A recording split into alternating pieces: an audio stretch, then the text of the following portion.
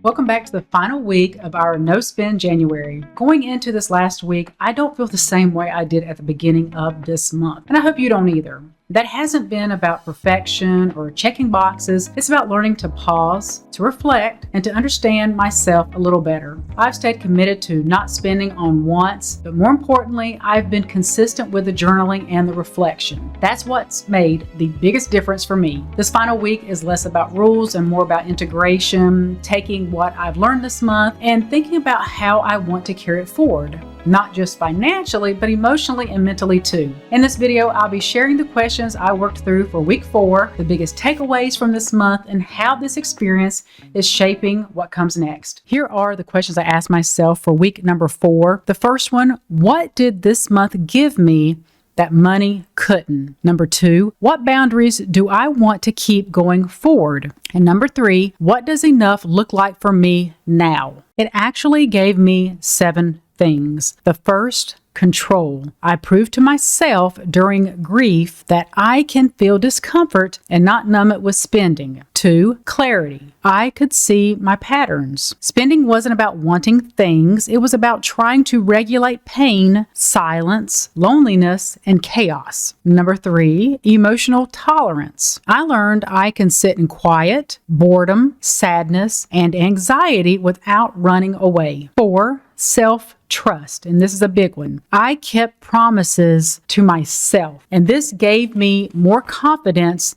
than any new outfit could ever do. Number 5, a new identity. Not the woman surviving loss, not the woman fixing her life with purchases, but the woman who pauses, reflects, and chooses on purpose. Number 6, peace, not happiness, peace. The kind that comes from fewer packages, fewer regrets, fewer "why did I buy that" moments. Number 7, proof. Proof that grief doesn't get to run my bank account. Proof that I'm not broken, I'm just human. And I am learning quite a bit about myself this month. I'm learning that no buying is going to regulate my emotions. If I'm sad, lonely, anxious, bored, or overwhelmed, I do not shop. That urge is a signal, not a solution. It is a signal for me to feel the emotion, write it down, take a walk, pray it through. And another boundary I'm setting for myself is to use a pause rule, at least for 24 to 72 hours. Nothing non-essential gets bought the same day I think of it. And I think of a lot of stuff every day. I must wait at least 24 hours before revisiting the idea of buying that item. And this is a big one. I think it's a big one with women. No fantasy self shopping. I am no longer buying for the woman with a different life, the woman with a different body. You know how we are, ladies. A lot of times we think we're smaller than what we are.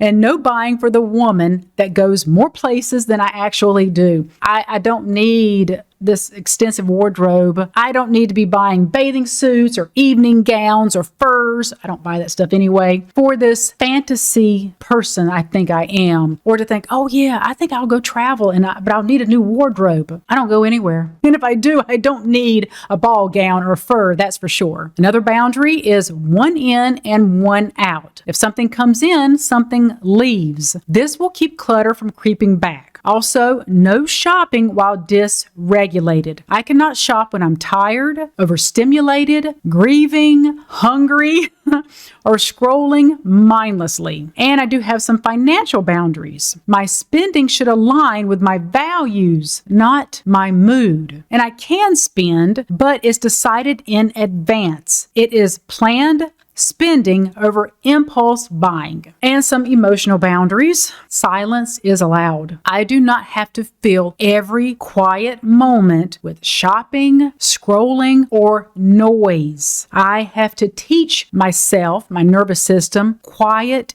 isn't dangerous. It's actually where healing starts to happen. My new motto, I don't spend to feel better. I spend when it makes sense. And what does enough look like for me right now? Enough is calm, not clutter. Enough means I have drawers in my home that aren't crammed with junk, closets that don't leave me with a guilt trip, and clear surfaces that let my mind be at ease. If something adds visual or mental noise, it's considered excess. I don't want to just eat whatever because it's comforting me. I have gained 16 pounds in 10 months, even though I eat what I call ketovore, which is keto and carnivore. So I was eating a lot of keto junk food, which was signaling to my body, hey, you're not giving me real sugar, I want sugar. So I just kept staying hungry. And so in the process, I gained 16 pounds chasing comfort through food. And also, enough is a home that supports rest and tools that make my life easier. Also, enough is trusting myself.